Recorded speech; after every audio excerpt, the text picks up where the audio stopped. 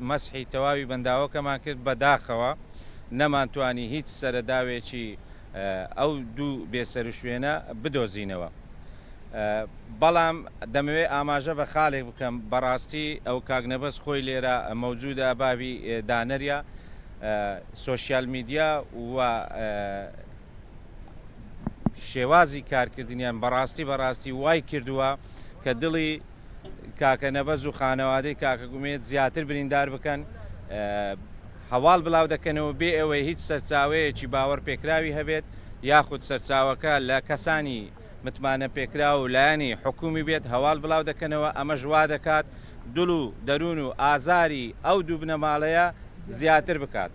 بەڵام حەزمان لێیە ینی پێش عادەسەکان نەکەون بەڕاستی هەندێک شتێ ئیشی بەرگری شارستانیان ئیشی حکوومەتە ئەوانە پێش عادەسەکان نەکەون بەڕاستی ئەوانە ئیشی خۆیان دەکەن بە زیادەوەش کردیتیان کەناڵەکانیش نابی یان لە سۆشیال میدیاکان زیاتر دەست پێشخەر بن لە ئیشەکانی حکوومەت لە بەرگری شارستانی ئەوانە زیاتر ئیشەکان لە دەستەوانە.